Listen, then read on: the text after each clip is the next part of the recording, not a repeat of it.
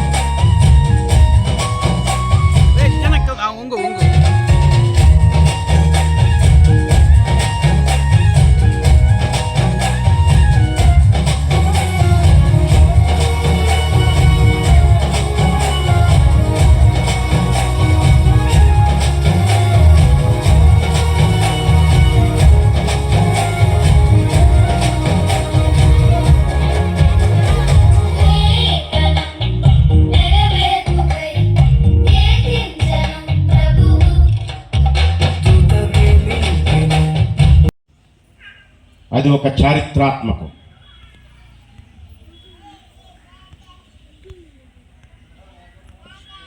వివాహం కాకమునుపు యవనస్తుడు యవనస్తురాలు ఏకం కాకమునుపు, ఏక శరీరము కాకమునుపు గర్భం రావటం అనేది అది చాలా ఆశ్చర్యం. ప్రపంచానికి అది ఒక వింతగా, ప్రధానం తరువాత వివాహం జరుగుతుంది. మనం కూడా బెట్రోతలు చేసుకుంటాం కదా, తర్వాత వివాహం చేసుకుంటాం. దానికి ముందు బెట్రోతలకు ముందు ఎంగేజ్మెంట్ చేసుకుంటాం. ఎంగేజ్మెంట్కి ముందు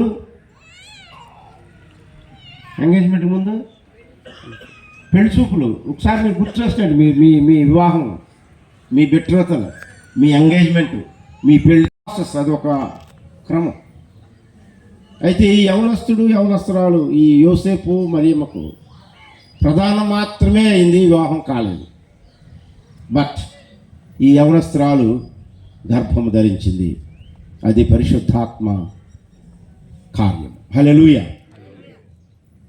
ఎప్పుడైతే ఈ గర్భం ధరించిందో ఈ యవనస్తుల్లో హృదయంలో ఆందోళన కలిగింది.